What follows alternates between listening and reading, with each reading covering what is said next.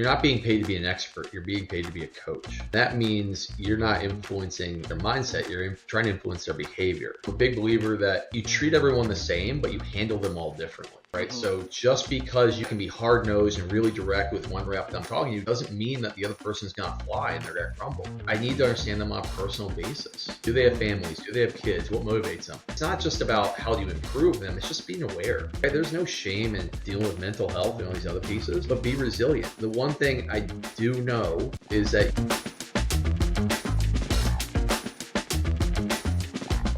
Hey, this is Michael Ocean, founder and CEO at Sales Enablement.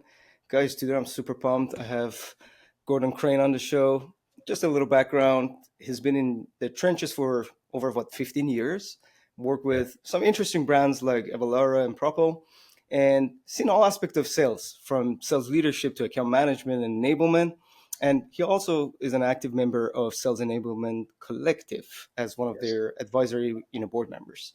So today we're going to chat about effective one-on-one coaching, but this is going to be an interesting talk. Wait for the last question because I'm super curious to see what Gordon has to say. How's it going, my friend? Yeah, appreciate you having me on.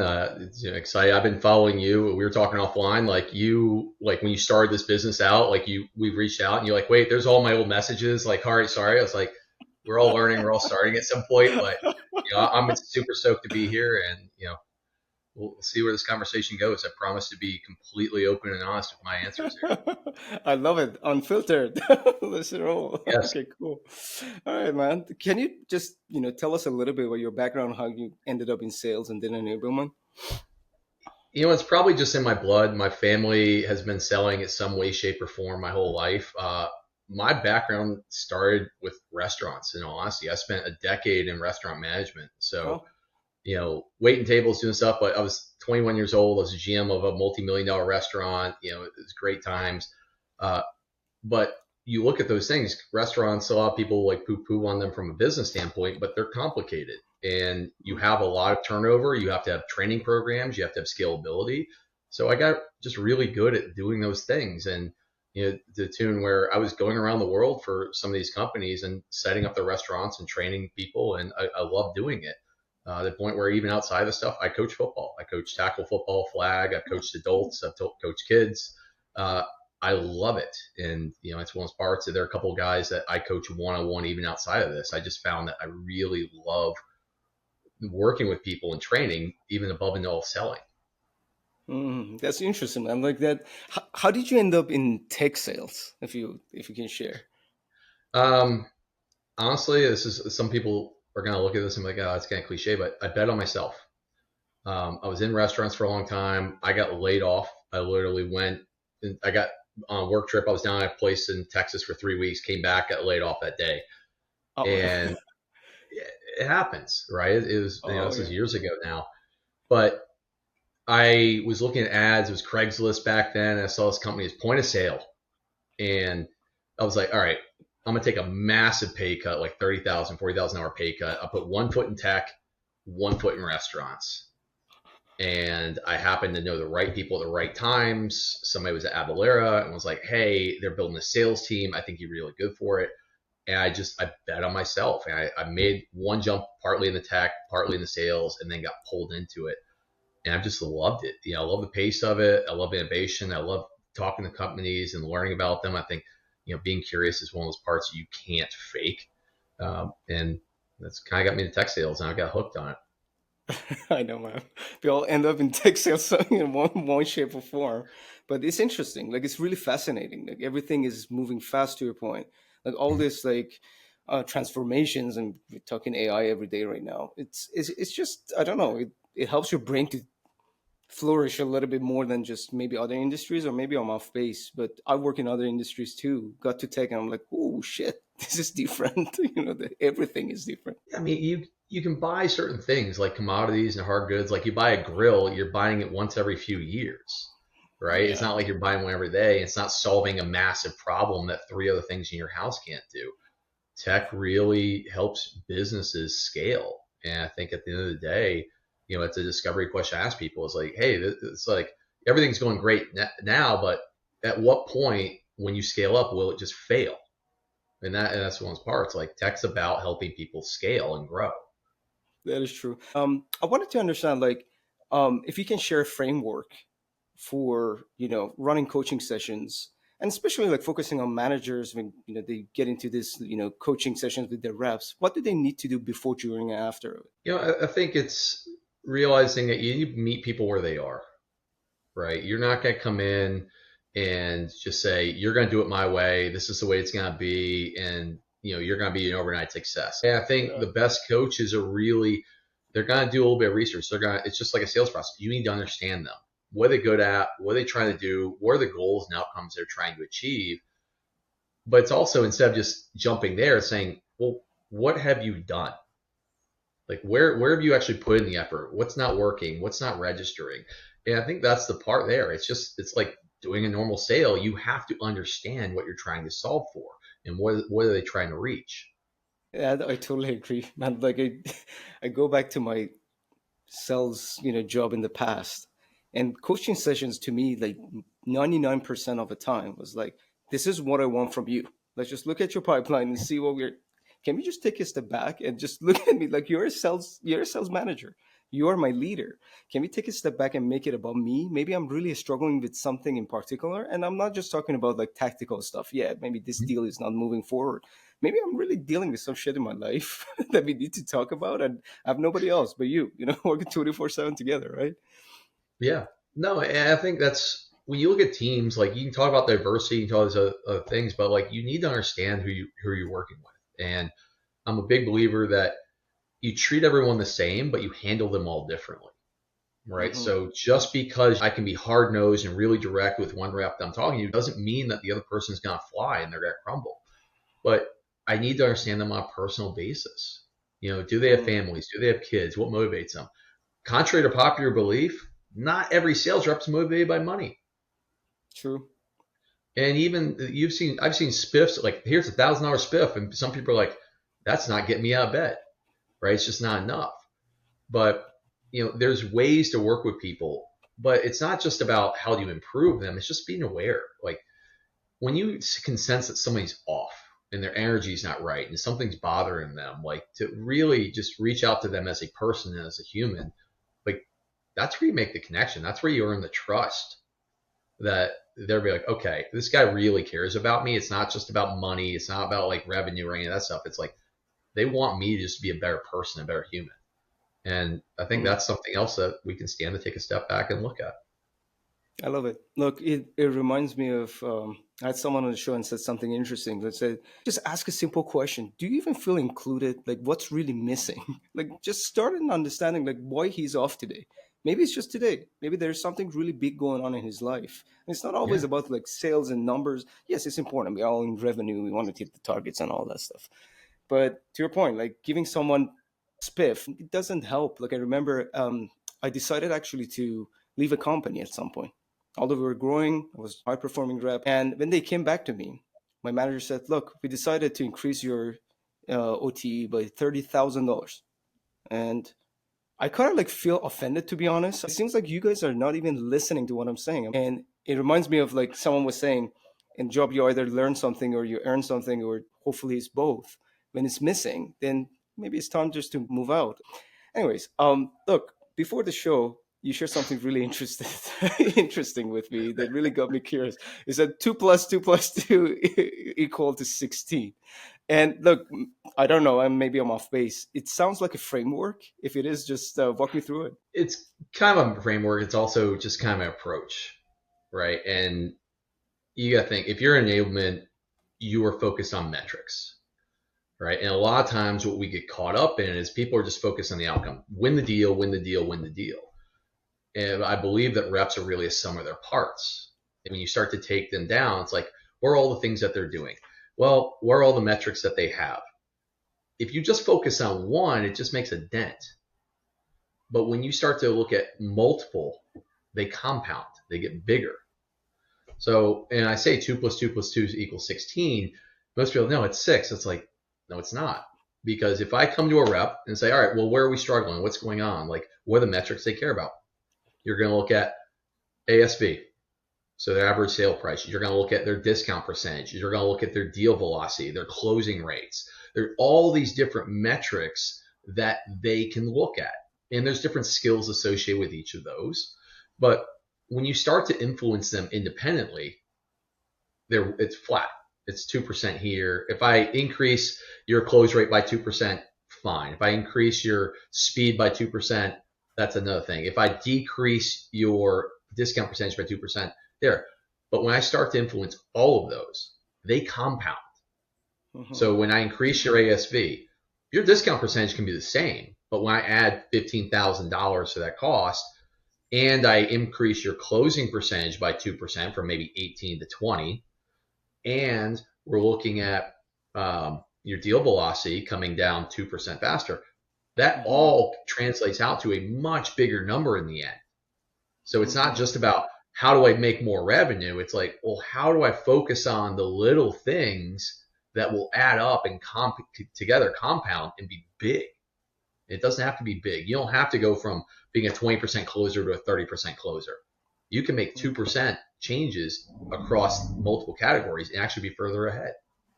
I love it. So it means like don't focus only on one direction. It could be multiple. And to your point, everything compounds. Like when you actually help them in multiple different ways, then even if they struggle in, discounting, just whatever it might be, so they still have a chance to, get ahead. How do you make sure that they actually, like, saying it is easy? I know you're a coach, I'm not, so I want to learn. Working with them, trying to, find a way to help them, do better. How do you make sure they actually, apply it? Is there a way to keep, hold them accountable? Well, I mean, you've got all the tools that are out there. You've got Gong and Chorus and all the stuff that's out there that can track talk tracks and pieces of that. But when I do one-on-one coaching outside of this stuff, I'm selecting people as much as they're selecting me. And I've turned down people to coach with because if you're not bought in, you're wasting your time and money. You're wasting my time. It's not worth it. Right. So I think there's a level of accountability to themselves that they want to do these things. They're holding themselves accountable. But when we leave a session, I will usually have an ask. I was like, this is what I want you to do, or I want you to make these calls. I want you to research these things. I want you to bring them back. I want you to try these. And when we connect 2-3 weeks later, that's one of the first things I might ask, like, hey, how'd it go? Not did you do it? How did it go? Because my expectation is it's just done. And those people that are really bought in, they're going to do the work because they believe and they trust that it's there, but they're going to do the work. There's no combination of words or anything that's going to force people to do coaching. That is true. That is true. It's just like you either really have this fire in you or with push. Sometimes it works, sometimes it doesn't. It's never going to be consistent. I heard someone was saying maybe at the end of each session, it's good to really be specific by saying, hey, these 3 accounts that you're struggling, are you going to call, like, what are you going to do with them? I'm going to call them. So let's say Friday, when we get on a call, so we're going to talk about them and what's the outcome, but what do you expect at least? Because we cannot, control everything. And then I start the conversation like exactly what you said. Like, let's just talk about what we discussed before. I don't care about the rest. Like, let's see if you actually deliver what you agreed on, not something that I told you. Cool.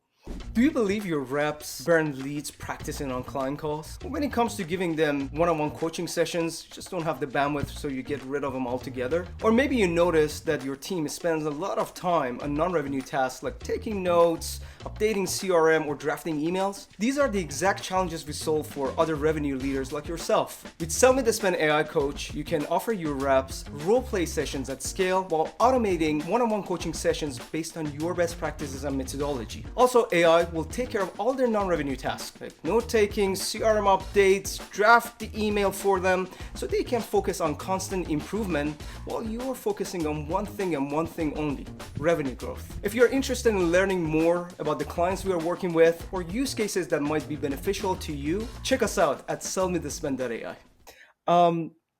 Imagine a scenario. You're working with a team. They're pumped, they're committed, but it's end of Q4, they're 15% low. What are your top 3 tactical coaching, moves to turn things around? Is there anything in particular or any examples that you can think of from the past? I'd say there's a couple pieces. One, if you're just talking about it in the middle of the quarter, it's too late. Coaching has to be consistent. It has to be thorough. Like if you're down 15% in the fourth quarter, you're not out of the game. But the team has to have been working cohesively together to begin with. Like you can't just start and miraculously be there. But I do think it's about taking a step back and looking at what is really there, what's achievable, and being willing to change perspective on deals. We've heard this all the time. People buy for their reasons, not yours. And I think a lot of times where we start looking at deals, it's not, oh, this one's here. It's like, but what reason? What are they buying for? Are they buying because you're asking them to, or are we buying and they haven't just seen the effects of it? They haven't seen the reasoning, the rationale behind it. So it comes down to really getting them to change that perspective of it. I mean, here's an example of this stuff, and you'll get a trip out of this. So perspective, right? These look the same. Right? You're buying different things. This is what you're doing. This is what you might be looking to buy. They look the same. And you can talk to them as long as you want forever on the stuff, right? But your buyer, it's not changing. It's not being any different. But what do you got to do? You got to change the way they look at it, right? When you change the way they look at problem, now it becomes clear that these are not the same thing, right? Because these are different things. By changing the way they look at it, by changing the angle they're perceiving it, it's a different animal. The solutions aren't the same. The problem's not there. And a lot of times what I start to look at with deals is, well, what can you control? It's the perception and the time. And time is consistent. Yes, your problem isn't right now, but let's talk about in the future and when you start to scale and what does that look like and how does that manifest itself into what you're dealing with. And what you can change, you can't change the tech stack, you can't change the people, you can't change the things, but you can change the perception of time and how and when they're looking at a particular problem. What if it keeps happening? What if it doesn't? And that's one of the parts where the team, you try to rally them is like, can they help their buyers look at something from a different angle? And a lot of times that's where they're stuck. To me, it sounds like it's more of a mindset shift rather than just only skill gaps. Like maybe I'm wrong, but you tell me. No, I would agree with that.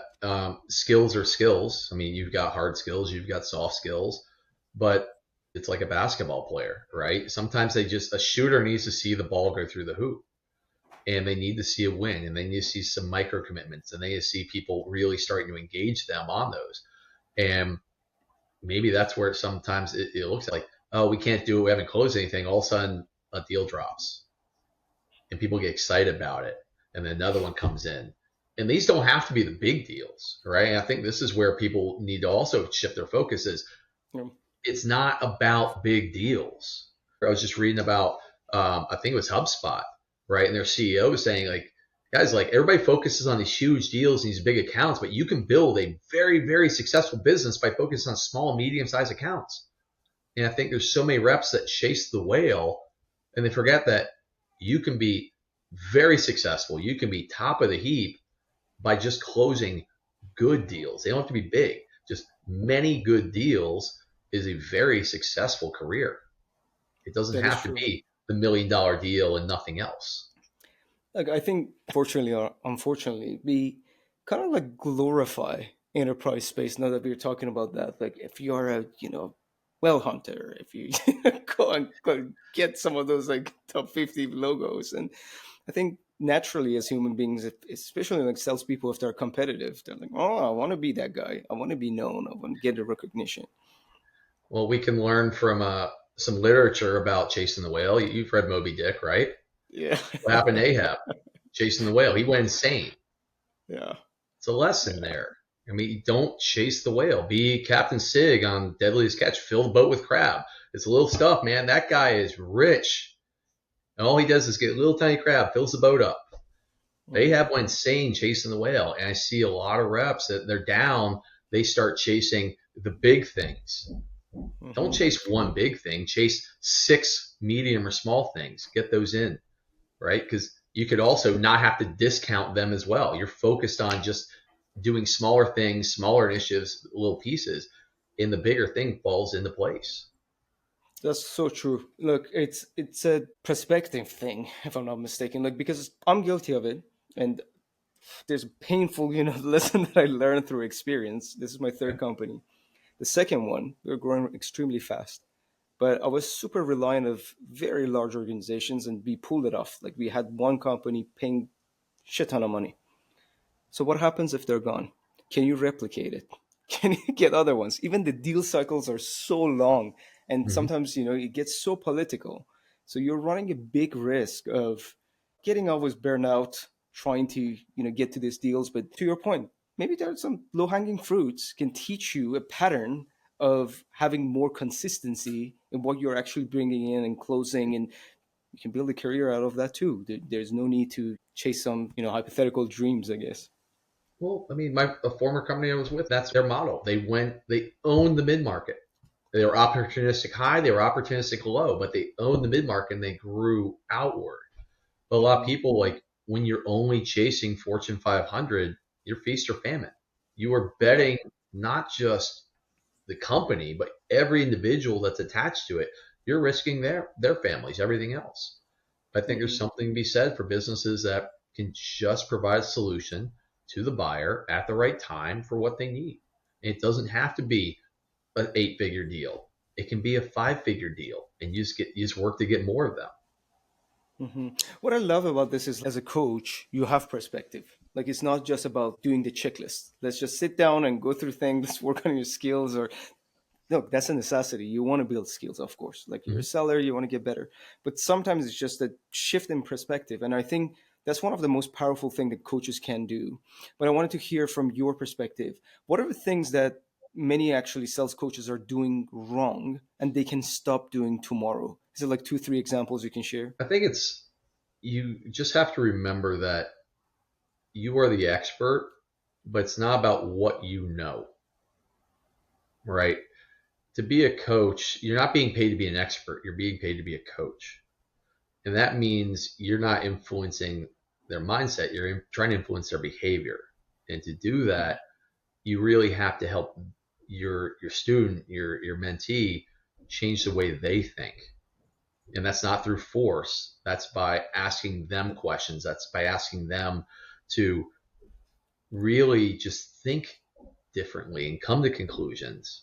I'm not going to tell them, what the answer is, but it's more powerful when they kind of get the buy-in. You see the light bulb, and I love the light bulb moments. When all of a sudden you're having a conversation, and it's all of a sudden it's like ding, and you're like, "What just happened?" And they're like, "It just registered this, this, and this." And I'm like, "Okay, it wasn't the intention of the conversation. It's just there." But they start to feel it's a shift in just the way they think and approach it. It's about not about how much they know.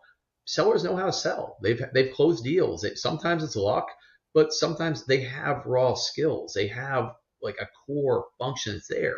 Tom Brady knew how to throw a football. A coach isn't going to come in and say, "Oh, well, you need to do it this other way. This is the way it's going on." He started getting other types of yes, he had quarterback coach, but it's about the mechanics. It's about what's in here. It's like, what about seeing this? Turn your hips this way. Look a little bit longer here. Redirect. It's the intangible stuff that starts to compound into it. And then he hires other coaches. He hires a nutritionist. He hires, a publicist and all these other people to create the persona that he is. And he transformed himself. But I think that's the thing with a lot of coaches. It's not about you. And what I really appreciate in the couple of guys I coach out, my trophy case, like yeah, my sales stuff, yeah, it's on my shelf. It is what it is. I'm more proud of the awards that they're winning now and the metrics that they're having. That means more to me right now than any award that I've ever won. It's so interesting you're saying this because I genuinely believe in this.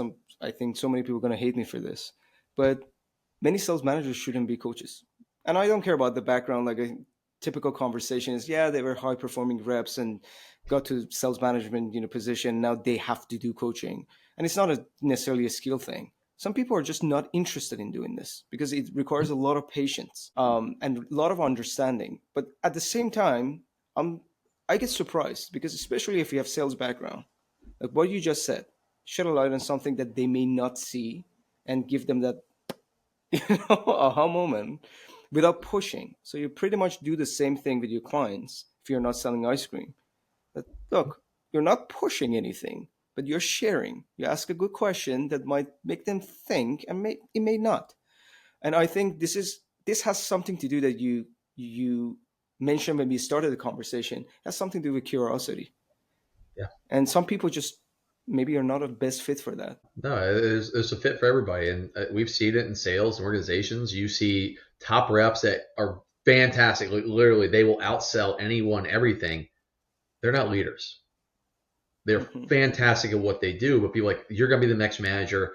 Tell everybody how you did it, why you're so successful. And they can't. And it's not because they're not good at that stuff. They just can't articulate. It's so natural for them to do what they do that they can't replicate it. They can't articulate it to somebody else. And I mean, it's almost kind of like the beautiful mind where it all works in their head, but to have somebody else like get in your brain, it just, they're like, this is now nightmares. I'm not coming into this place. Uh, and I think there's some times where I've dealt with that as a rep, right? Where somebody's trying to get a really abstract concept and like, I don't get it. And the only way for me to get it is not for you to keep telling me and over and over and over, but it's for you to shift the way I look at it so that I can understand it. And I think that's where, I really focus with the reps. It's how do I help you understand it from where you need to be?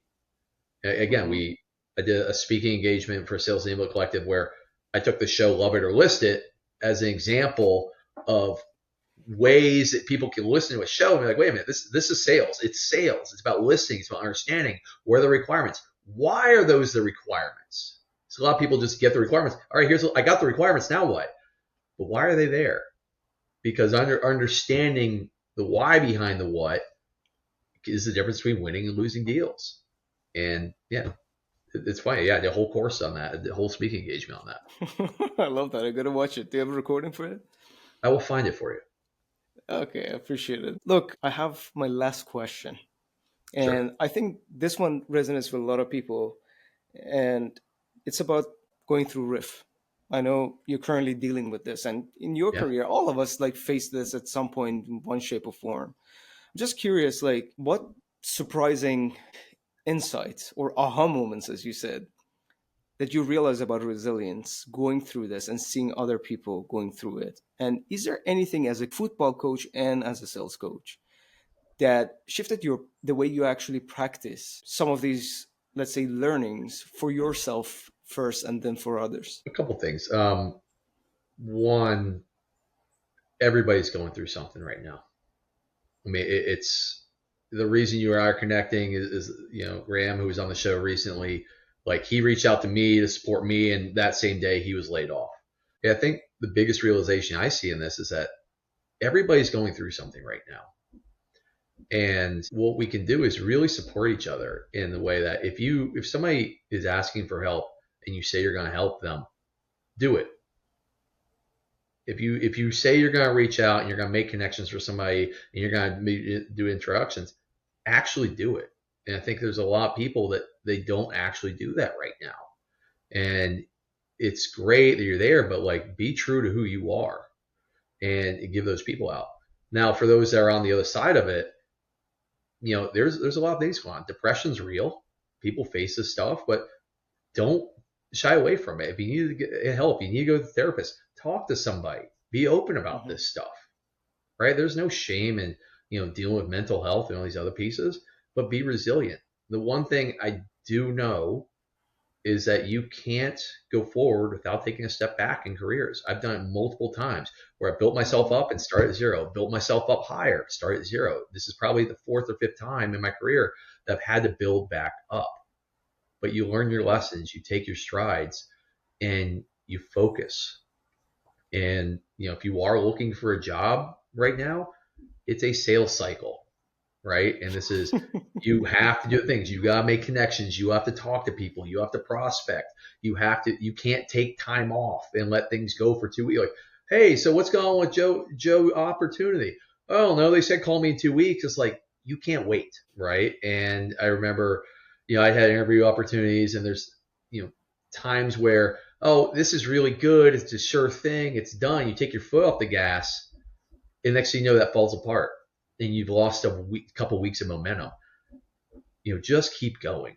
It might take hundreds of applications. It might take more, but just keep going, right? And then, uh, use the power of social media. Be out there, create a brand, create awareness about what's going on there, but don't sit at home.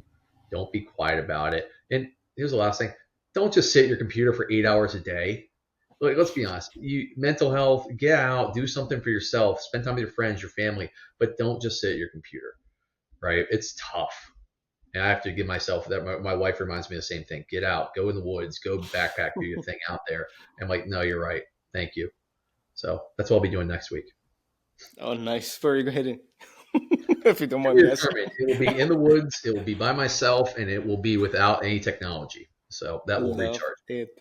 This is amazing, man. Look, I appreciate you sharing. And I had a good friend of mine, Mike D'Angelo, on the call, and he's really focused these days on, people enablement, if you will.